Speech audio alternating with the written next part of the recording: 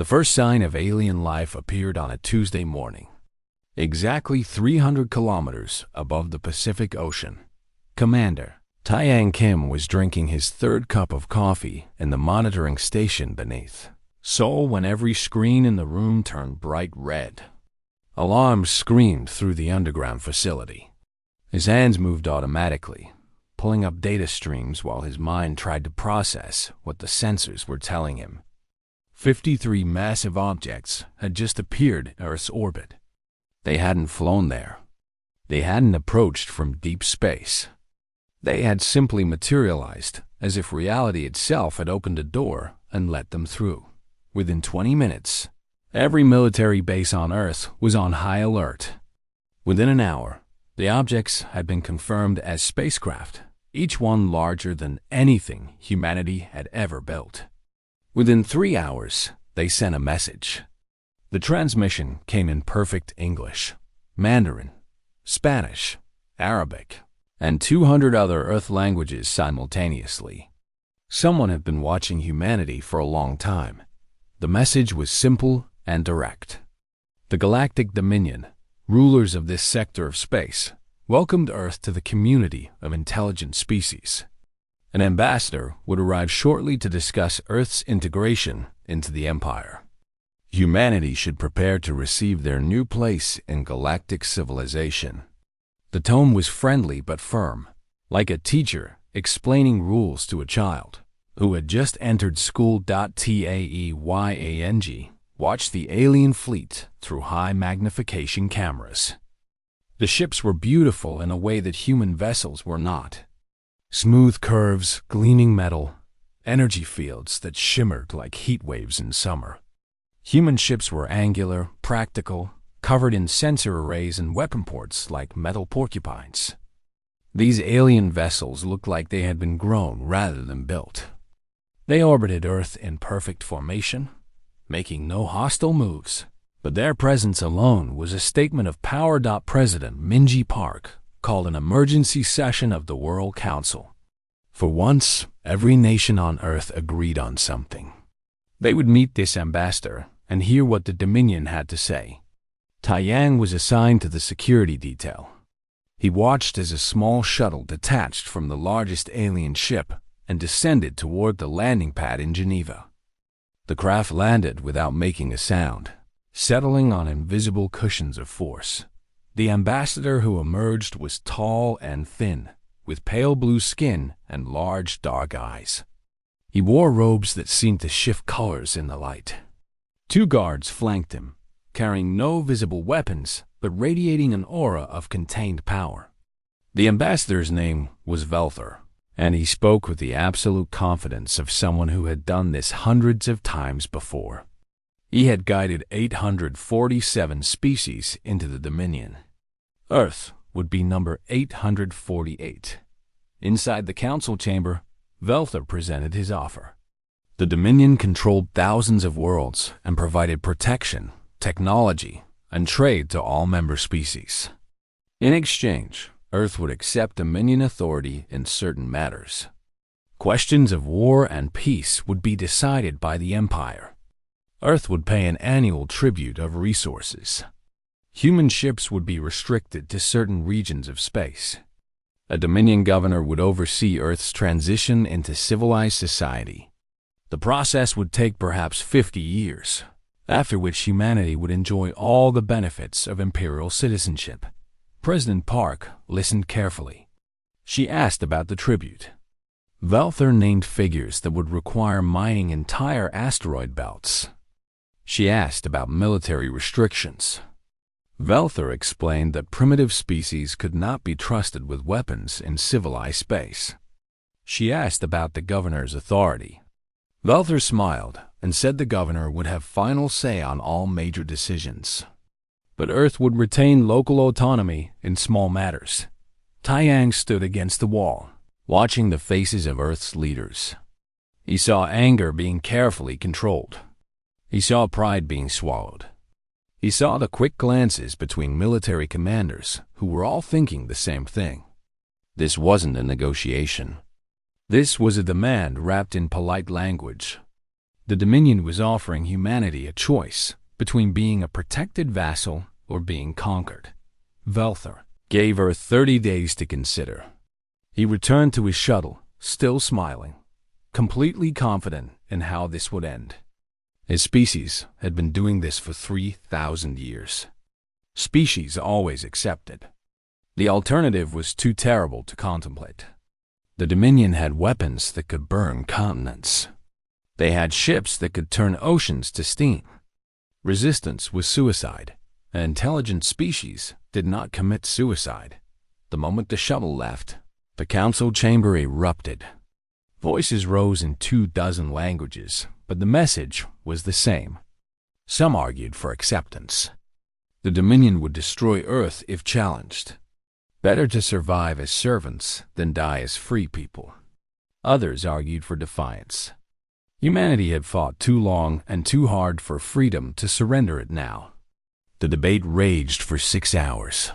Taiyang was called to brief the council on military capabilities. He laid out the numbers with brutal honesty. Human technology was a century behind Dominion standard. Earth's weapons were primitive compared to alien energy systems. In a direct battle, the human fleet would last perhaps 20 minutes. The Dominion could bombard Earth from orbit with complete impunity.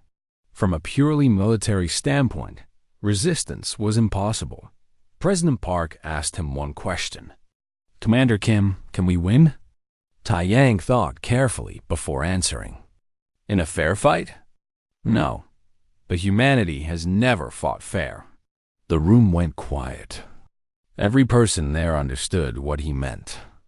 Humans had been fighting each other for 10,000 years. Every culture on Earth had military traditions, warrior codes, tactical innovations developed through countless wars. Humanity knew 1,000 ways to kill and 1,000 more ways to die fighting. Admiral Jiho Quan spoke next. He was 70 years old and had spent 50 of those years in military service. He had studied every war in human history, from ancient battles fought with bronze swords to modern conflicts fought with drones and missiles. He had one observation about the Dominion. They had been at peace for most of their history. They expanded through technology and diplomacy. They fought only against species that had no chance of winning. They had never faced an enemy that truly wanted to hurt them. "They think war is about technology," Quan said quietly. "They think whoever has the better ships will win. They've never fought a species that treats war as an art form. They've never faced an enemy that would rather die than submit. They've studied our broadcasts and seen our divided nations and thought we were weak. They don't understand that our divisions made us strong. Every border is a line someone was willing to die defending. Every nation exists because someone fought for it." The vote took 3 days. Not everyone agreed. Some nations wanted to accept Dominion rule. Some wanted to negotiate better terms. But in the end, the majority chose defiance. President Park drafted the response herself. It was only 3 sentences long. Earth thanked the Dominion for their offer. Earth respectfully declined to join the Empire. If the Dominion wished to force the issue, they were welcome to try. Taiyang personally delivered the message to the alien fleet. He watched Velthor's face as the ambassador read the translation. The alien's expression went from confusion to disbelief to something that might have been anger.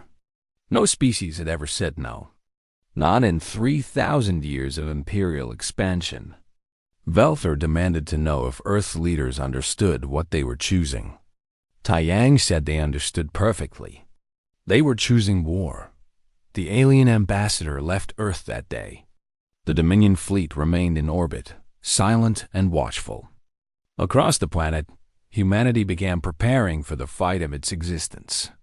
Factories that built cars started building missiles. Observatories became targeting stations. Civilian spacecraft were retrofitted with weapons. Every human on Earth knew what was coming. The galaxy's most powerful empire was about to learn why humanity had survived every disaster, every war, every catastrophe in its violent history. They were about to learn that humans don't give up. They don't surrender. And they absolutely do not bow. Ambassador Velther stood in the command center of the Dominion flagship and tried to understand what had just happened. In 3,000 years of Imperial history, no species had rejected the offer of protection. Some had negotiated terms. Some had asked for time. But none had simply said no and prepared for war. He reviewed the human transmission again, searching for some nuance he had missed, some cultural misunderstanding that explained this insanity. He found nothing but absolute clarity. Earth was refusing to join the Dominion, and they were willing to fight about it. The ambassador sent his report back to the Imperial core worlds through the faster-than-light communication network. The response came within hours. The High Council was confused, but not concerned. Clearly, the humans did not understand the reality of their situation. A demonstration of force would clarify matters. Fleet Admiral Jiho Kwan received the Dominion's reply while standing in the war room beneath UEDF headquarters. The aliens were sending a police force of 50 warships to enforce compliance. They expected minimal resistance. They called it a peacekeeping operation. Kwan almost laughed. 50 warships. The Dominion thought 50 ships would be enough to break humanity's will. They had studied Earth's military and seen scattered forces, aging equipment, and primitive technology. They had calculated probable casualties and determined that humans would surrender after losing a few ships. Their entire strategy was based on the assumption that humans valued survival over freedom. They were about to discover how wrong they were. Dr. Han Choi worked in a small office in the basement of the Seoul military complex. He was not a soldier. He was a historian who specialized in military tactics from ancient times to the modern era. Admiral Kwan had pulled him into the Strategic Planning Division 3 years ago, and Han had been preparing for this exact scenario ever since. Not because he knew aliens existed, but because he knew humanity would eventually meet someone who thought they could push Earth around. Yoon's plan was simple in concept and horrifying in execution. The Dominion fought according to rules.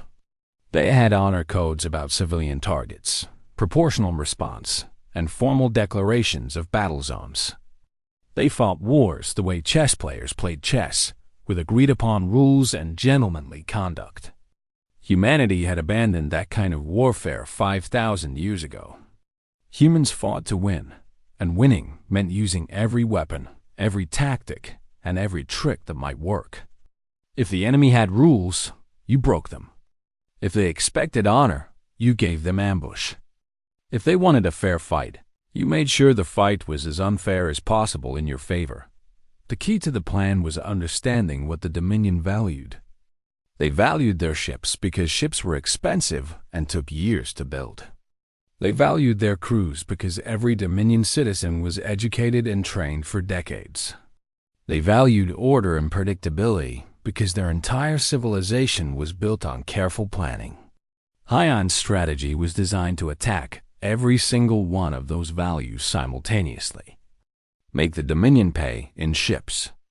Make them pay in personnel.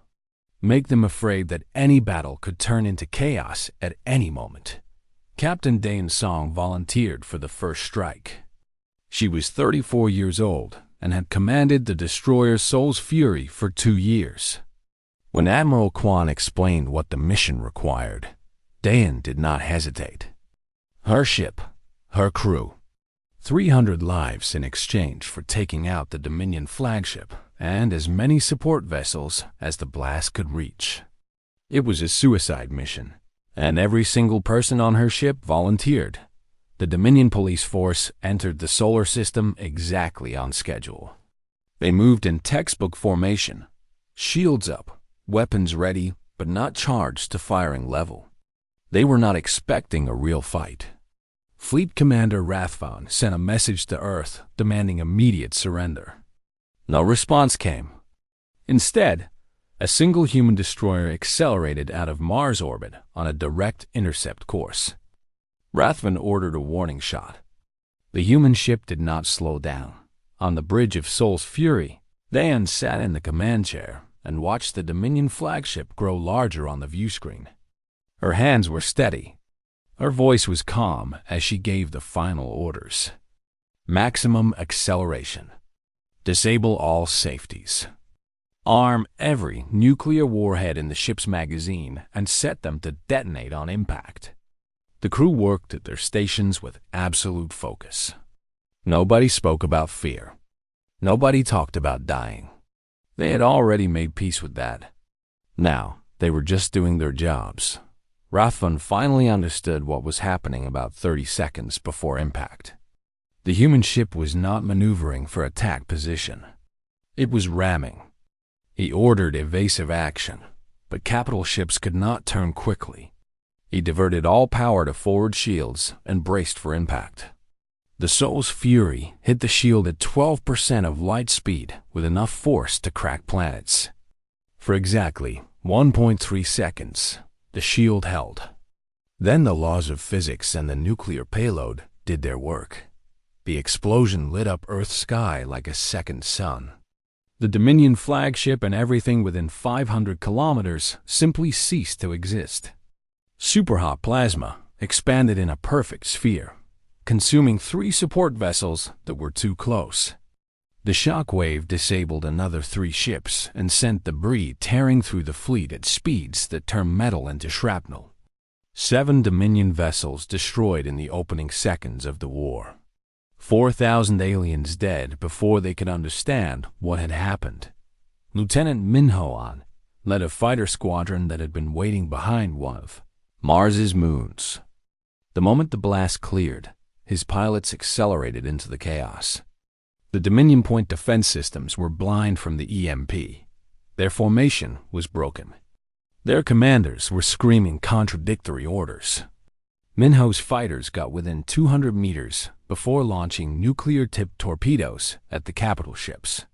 6 more Dominion vessels exploded before the aliens could organize a response. By the time they did, the human fighters were already retreating back to Mars. Rathven was dead. His replacement, a young officer named Tornshell, found himself in command of a fleet that had lost 13 ships in 11 minutes. He had trained for combat, but nothing in Dominion Military Academy had prepared him for this. The humans had used suicide attacks. They had hidden forces and waited for the perfect moment. They had targeted command ships first, breaking the fleet's cohesion. Tornshell made the only decision that made sense. He ordered a full retreat. The surviving Dominion ships fled to the outer system. Tornshell sent an emergency transmission back to the High Council. The humans were not surrendering. They were fighting with tactics that violated every rule of civilized warfare. They had no honor, no respect for the conventions of battle. They killed themselves to kill the enemy. They struck from ambush. They showed no mercy and asked for none. The message was clear. This would not be a police action. This would be a real war. Admiral Kwan watched the alien fleet retreat and allowed himself one moment of satisfaction. Then he turned to the real work. Earth had won the first battle, but the war was just beginning. The Dominion would come back with more ships and better preparation. Humanity had perhaps 2 months before the Empire's full military might arrived.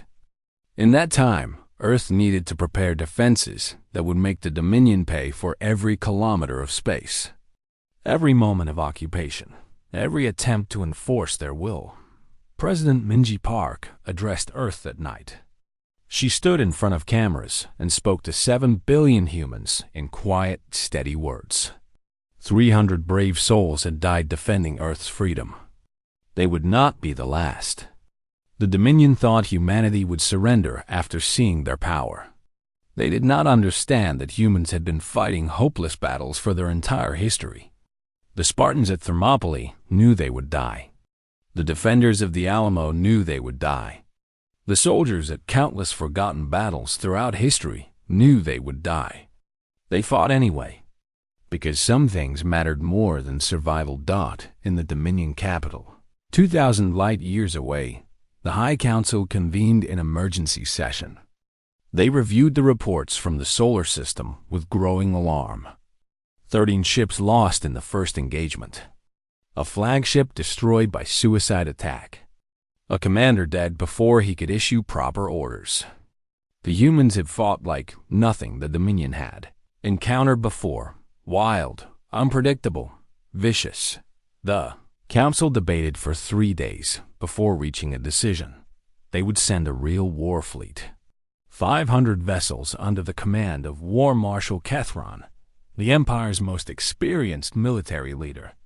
The Dominion would crush Earth's resistance, occupy the planet, and bring these dangerous primitives under proper control. It would be expensive in ships and personnel, but it was necessary. The Empire could not allow defiance to go unpunished. Other species might get ideas. What the High Council did not discuss, because none of them had considered it, was the possibility that they might lose. The Dominion had fought rebellions before. They had always won. Their technology was superior. Their forces were disciplined. Their resources were unlimited. How could primitives with outdated weapons possibly threaten a 3,000-year-old empire? It was impossible. The Council authorized the war fleet and considered the matter settled. Back on Earth, Dr. Hyen Choi sat in his small office and planned humanity's next surprise. The first battle had shown the Dominion that humans would fight. War Marshal Kethron reviewed the tactical reports from Earth with the careful attention of a soldier who had served for 200 years. He had fought in the peripheral rebellions where 3 star systems tried to break away from Dominion control. He had commanded pacification fleets against pirates in the outer territories. He had never lost a major engagement. The humans would be different. He knew that now. They fought without honor and used tactics that no civilized species would consider. But tactics meant nothing against overwhelming force. His fleet of 500 warships was the largest military force the Dominion had assembled in a century. Each vessel carried enough firepower to level a city.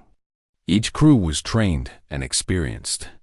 Each captain understood that failure was not acceptable. The Dominion's reputation was at stake. If humanity could defy the Empire and survive, other species would follow. The rebellion would spread. Kethron's mission was not just to conquer Earth, but to make an example that would echo across the galaxy for generations. The journey to Earth's solar system took 3 weeks. Kethron used that time to study everything the Dominion knew about human military history. He read about their wars, their weapons, their strategies. What he found disturbed him. Humans had been fighting organized warfare for at least 5,000 years. They had developed tactics for every terrain, every situation, every possible enemy. They had mastered siege warfare, guerrilla tactics, naval combat, aerial combat, and now space combat. Their entire civilization was built on conflict. One report caught his attention. In human history, smaller forces had sometimes defeated larger ones through careful preparation and willingness to accept casualties. The Battle of Cannae, where Carthaginians destroyed a Roman army twice their size. The Battle of Agincourt, where English longbowmen slaughtered French knights. The Battle of Thermopylae, where 300 Spartans held a pass against thousands. The pattern was clear. Humans respected courage in the face of impossible odds. They told stories about it. They built monuments to it. They taught their children to admire it. Kethron sent orders to all fleet captains. Expect ambushes. Expect suicide attacks. Expect humans to fight from positions where retreat is impossible. Do not underestimate them simply because their technology is primitive. A primitive weapon can still kill if the wielder is skilled and desperate enough. The fleet entered Earth's solar system in perfect formation, shields at maximum, weapons charged and ready. Kethron was not going to lose any more ships to surprise. But when the Dominion fleet arrived, they found Earth's orbital space empty. The human military satellites were gone. The space stations were evacuated. The defensive platforms were nowhere to be seen. Long-range scans showed the planet below was dark. Cities that should have glowed with lights were black. Communications networks were silent. It was as if humanity had simply vanished. Admiral Kwan watched the alien fleet from a command center, buried 2 kilometers beneath the Rocky Mountains. Earth had not vanished. Earth had gone underground. Every major city had evacuation tunnels leading to deep shelters. Every military installation was mobile or hidden. The orbital defense platforms had been moved to positions around the moon and in the asteroid belt. Humanity had learned this lesson from studying their own wars.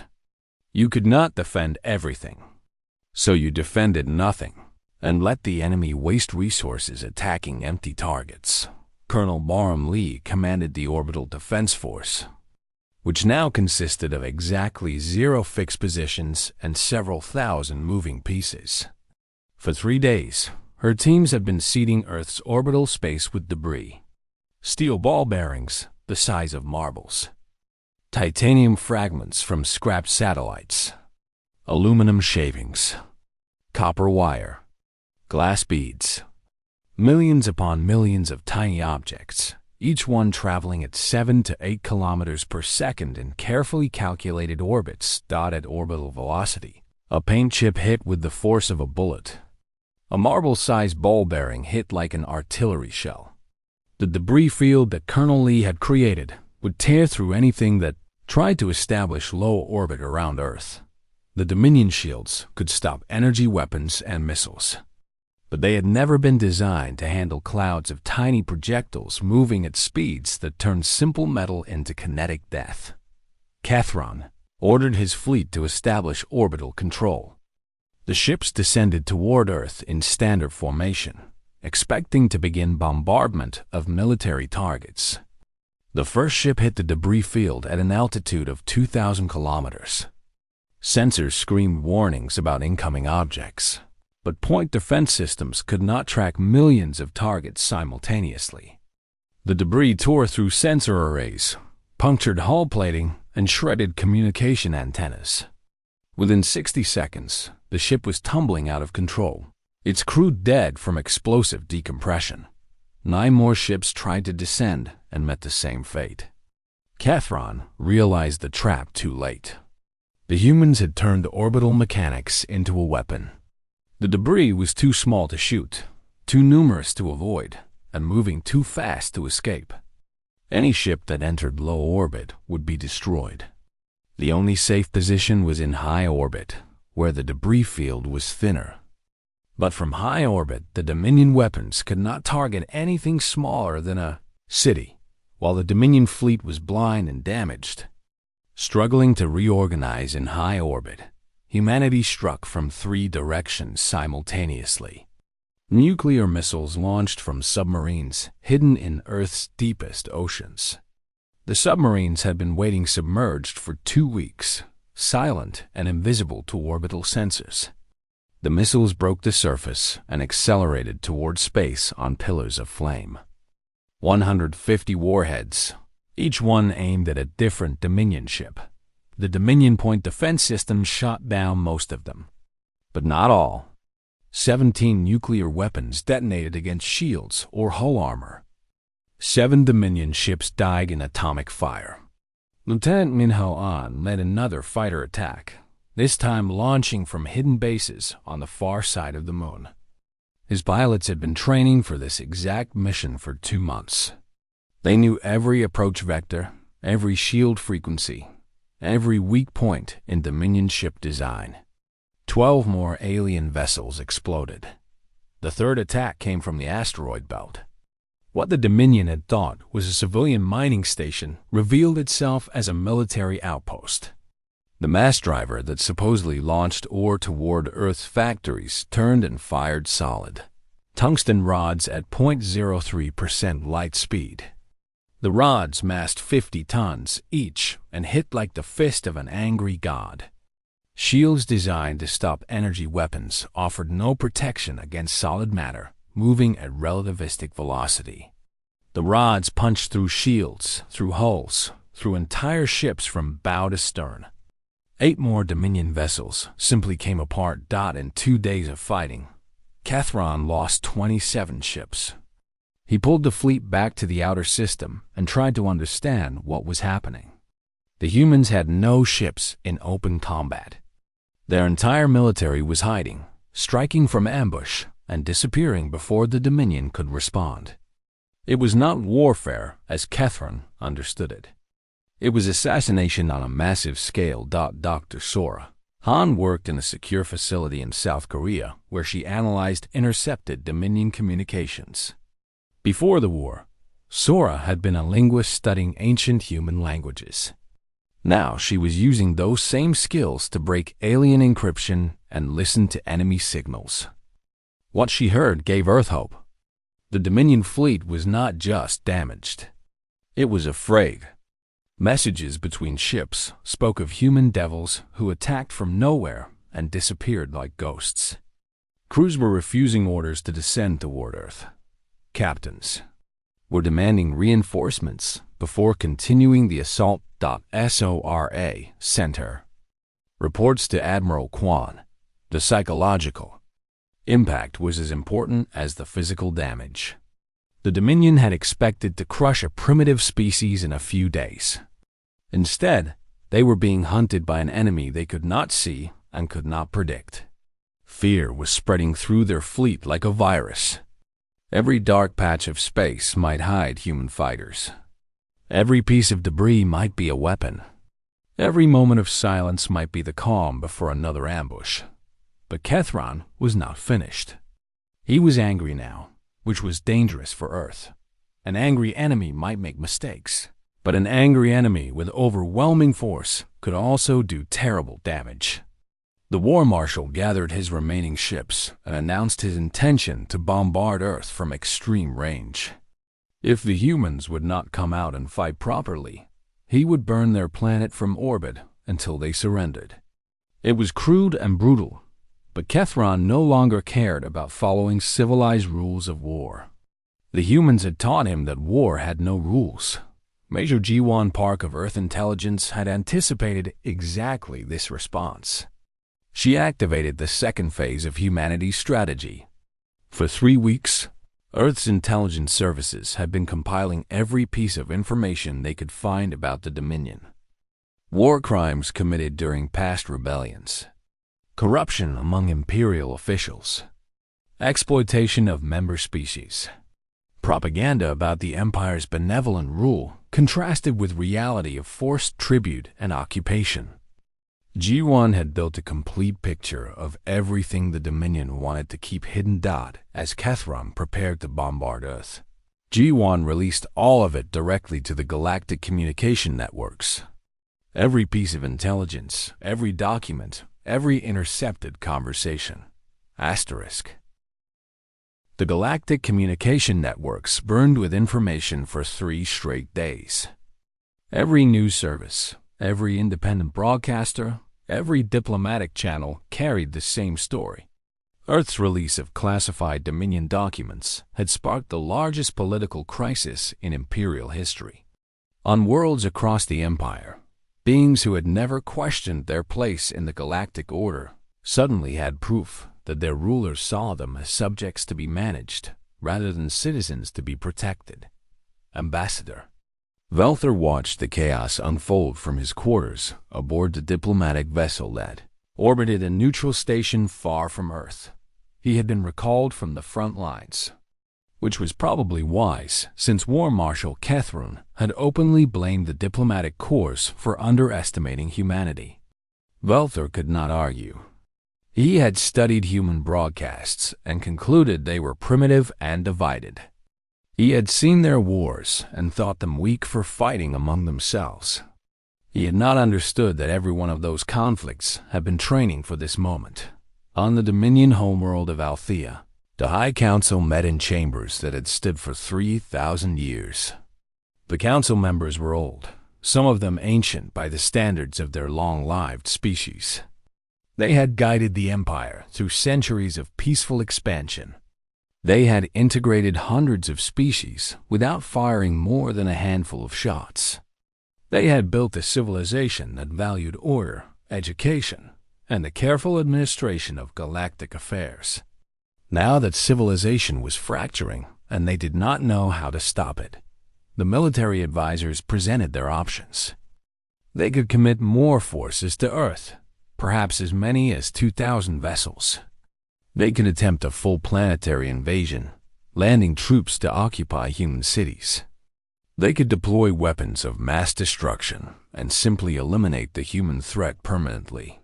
Each option came with catastrophic consequences. More ships meant more casualties against an enemy that fought from ambush and never gave the Dominion a fair battle. A ground invasion would be a nightmare of urban warfare against 7 billion humans who had spent centuries perfecting the art of killing each other. And genocide would prove every accusation. Earth had made about the Empire's true nature. President Minji Park monitored the situation from the Underground Command Center in Seoul. Earth's intelligence services reported that 47 Dominion member species had made contact through back channels, asking for information, offering quiet support, or simply expressing admiration for humanity's courage. 3 species had openly declared they were reconsidering their membership in the Empire. The Dominion was discovering that authority based on fear only worked as long as nobody successfully challenged it. Earth had challenged it and survived. That changed everything. Admiral Kwan studied the tactical situation with the careful attention of a man who knew one mistake could cost his species everything. The Dominion fleet was still in the outer solar system, damaged but not destroyed. Catherine was a skilled commander who was learning from his mistakes. He had stopped trying to establish orbital control. He had dispersed his fleet to prevent ambush attacks. He was being patient, waiting for Earth to run out of options. The stalemate could not last forever. Eventually, one side would have to make a move. Colonel Barham Lee worked 18-hour days coordinating the orbital defense network. Her teams were running out of debris to see the orbital paths. They had maybe 2 more weeks before the Dominion could safely descend if they were willing to accept casualties. She proposed a new strategy. Instead of passive defense, Earth should take the war to the enemy. Hit Dominion supply lines. Strike at their forward bases. Force them to defend their own territory instead of threatening Earth. It was aggressive and risky. But sitting and waiting for the Empire to gather more forces seemed even riskier. The plan required resources Earth did not have. Their ships were too slow to chase Dominion vessels. Their weapons had limited range compared to alien energy systems. But humanity had one advantage that was becoming more valuable every day. Other species were starting to help. A merchant ship from a nominally loyal Dominion world happened to leak intelligence about supply convoy routes. A mining colony happened to have a malfunction that left a Dominion fuel depot unguarded. Small acts of sabotage and intelligence sharing began appearing across the Empire's territory. Dr. Hien Choi analyzed the pattern and realized what was happening. The Dominion had maintained control through a combination of military superiority and the belief that resistance was futile. Earth had broken the second part of that equation. If humans could fight back, then anyone could fight back. The Empire was discovering that ruling through force required constant application of force, and they did not have enough force to suppress everyone simultaneously. The cracks in imperial authority were widening. Lieutenant Min Ho-an led a strike team on a mission that 6 months ago would have been considered suicide. His target was a Dominion communication relay station in the outer asteroid belt. The station coordinated fleet movements and intelligence gathering for the entire sector. Destroying it would not cripple the Dominion, but it would blind them temporarily and force them to rely on slower communication methods. The mission required his fighters to travel farther than they had ever gone. with no support and no chance of rescue if something went wrong. The attack went perfectly. Minho's team hit the station with nuclear-tipped torpedoes and was back in Earth space before the Dominion fleet even knew they were gone. But the real impact was psychological. The station had been behind enemy lines in territory the Dominion considered secure. Earth had reached out and hurt them where they thought they were safe. The message was clear. Nowhere in the solar system was safe from human attack. The Dominion could not simply wait out the war in Comfort. War Marshal Kethron received the news about the communication relay and felt something he had not experienced in 2 centuries of military service: uncertainty. He commanded 500 warships and could destroy Earth any time he was willing to accept the casualties. But what would destroying Earth accomplish? It would make martyrs of the humans and prove to every species in the Empire that defiance resulted in genocide. The rebellion would spread. The Empire would spend the next century fighting wars on 100 fronts against enemies who had learned from Earth's example. The War Marshal sent a message to the High Council. The military situation was stable but unsustainable.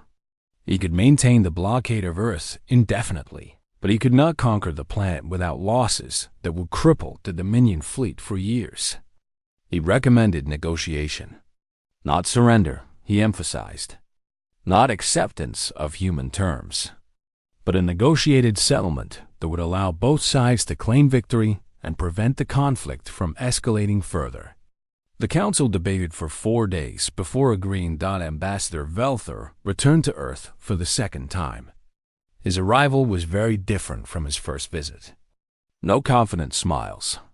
No assumptions about how the meeting would proceed. He came not as a superior offering protection, but as an equal seeking an end to a conflict that was hurting both sides. President Park met him in the same council chamber where he had made his original offer 3 months ago. The room looked the same, but everything else had changed. The negotiations took 2 weeks. Both sides came with demands they knew the other would reject. Earth wanted complete sovereignty with no imperial oversight. The Dominion wanted some acknowledgement of their authority, even if only symbolic. Slowly, through careful compromise and quiet conversations between people who were tired of war, an agreement took shape. Earth would remain independent. The Dominion would not interfere in human affairs. In exchange, Earth would not attack Dominion territory or actively encourage rebellion among member species. Trade and cultural exchange would be permitted but not required. Neither side was completely happy with the terms, which probably meant it was a fair agreement. President Park signed the treaty knowing that many people on Earth would see it as insufficient. They had fought and died for absolute victory, not a negotiated peace. Admiral Kwan signed as the military representative, understanding that the war could have continued, but at costs that might have destroyed humanity even in victory. Velthor signed for the Dominion, accepting that the Empire's era of unchallenged expansion was over. The Dominion fleet left Earth's solar system 1 week after the treaty was ratified. Kethron departed with 473 ships, having lost 27 in combat. He carried the bodies of 6,000 Dominion personnel who had died fighting an enemy they had not understood. The War Marshal would return home to a changed empire, one where species questioned their rulers and demanded rights rather than simply accepting protection. He would spend the rest of his career fighting wars of independence as the empire slowly contracted. On Earth, humanity celebrated but also mourned. 5,000 men and women had died defending their world. Cities built memorials. Schools taught their names. Children grew up hearing stories about the war when Earth stood alone against the galaxy and refused to bow. The victory had been expensive, but it had proven something important. Humanity could survive in a dangerous universe. They could face superior force with courage and intelligence. They could fight wars against impossible odds and emerge free.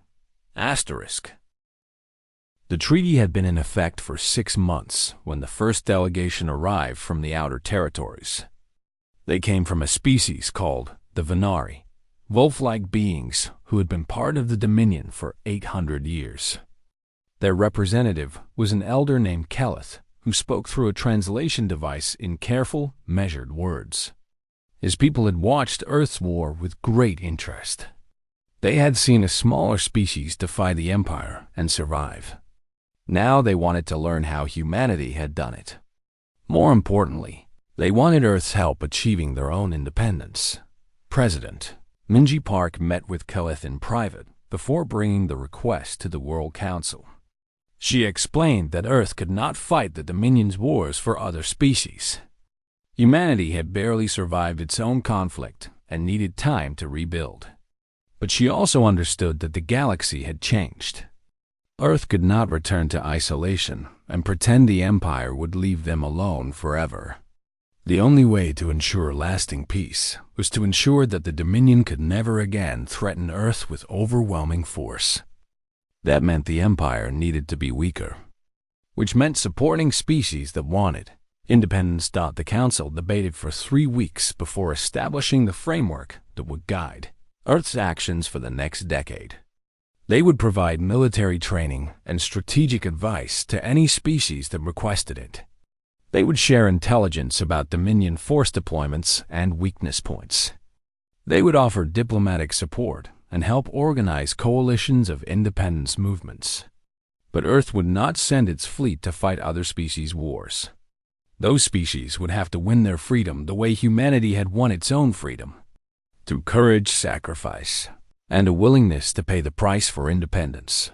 General Taeyong Lim took command of the Military Advisory Corps, a new branch of Earth's defense forces dedicated to training alien species in human warfare tactics. Taeyong had spent 40 years in the army, fighting in conflicts that ranged from desert counterinsurgency to Arctic naval operations. He understood something that most species in the galaxy did not. War was not just about weapons and ships. It was about will, preparation, and the ability to endure suffering without breaking. He would teach the Venari and others what 10,000 years of human warfare had taught Earth. The training camps were established on remote islands and in deep desert locations where orbital sensors could not easily detect what was happening. The first group of Venari warriors arrived 3 months after the treaty. 50 soldiers who had served in the Dominion's peripheral forces and deserted when they learned about Earth's victory. They expected Earth to give them advanced weapons and send them back to fight. Instead, Taeyong gave them something more valuable. He taught them how humans fought when facing superior numbers and better equipment. The Venari learned about guerrilla warfare and how to turn any terrain into a weapon. They studied Earth's history of resistance movements and how underground networks could sustain themselves for years. They practiced ambush tactics and learned how to strike at supply lines rather than trying to win pitched battles. Most importantly, they learned the psychological warfare techniques that Earth had used against the Dominion. Make the enemy afraid. Make every victory cost more than it was worth. Make occupation so expensive that the Empire would rather grant independence than continue fighting. Colonel Boram Lee supervised the technical training, teaching alien species how to weaponize things the Dominion did not consider threats. Civilian mining equipment could be converted into mass drivers. Commercial spacecraft could carry nuclear weapons. Communication satellites could be hacked and used to spread propaganda. The key was understanding that in asymmetric warfare, every tool was a potential weapon if you were creative and desperate enough. Earth had proven that creativity could defeat superior technology. Within a year, 40 species had sent representatives to Earth for training. Some were serious independence movements with popular support and clear political goals. Others were small rebel groups with more courage than sense. Admiral Kwan established screening protocols to separate the two categories. Earth would help species that had a real chance of success and a clear plan for self-governance after independence. They would not waste resources on groups that would simply fragment into chaos after defeating the Dominion. The Dominion watched these developments with growing alarm. Ambassador Velther sent formal protests to Earth, accusing humanity of violating the treaty by encouraging rebellion. President Park responded with carefully worded messages that denied nothing but admitted nothing. Earth was providing education and cultural exchange. If species chose to use that knowledge to seek independence, that was their decision. The Dominion could not dictate what Earth taught in its own territory, or who Earth chose to associate. WITH Dr. Hien Choi monitored the strategic situation across the Empire and identified the pattern he had predicted. The Dominion was overstretched. They had built their power on the assumption that most species would remain peaceful and compliant. Now they faced independence movements on 16 worlds, each one led by officers who had trained on Earth and understood how to fight asymmetrically. The Empire was spending resources to maintain control rather than expanding its authority. They were in decline, though many of their leaders refused to accept it yet. The first successful independence war happened on a world called Kevish, populated by a reptilian species that had been part of the Empire for 2,000 years. The Kevish resistance used tactics learned from Earth to make occupation impossible. They destroyed supply depots, ambushed patrol ships, and spread propaganda that turned the population against the Dominion garrison. After 18 months of fighting, the Dominion withdrew rather than commit the forces necessary for complete suppression. Kevish declared independence, and Earth was the first to recognize the new government. War Marshal Kethron, now promoted to Supreme Commander of Imperial Forces, understood the implications. If the Dominion could not hold Kevish, they could not hold any world where the population was determined to resist. The Empire's military was designed to conquer species that fought conventionally and surrendered when defeated. It was not designed for endless counterinsurgency operations against enemies who used Earth's tactics. Kethron sent recommendations to the High Council. Grant greater autonomy to member species. Reform the tribute system.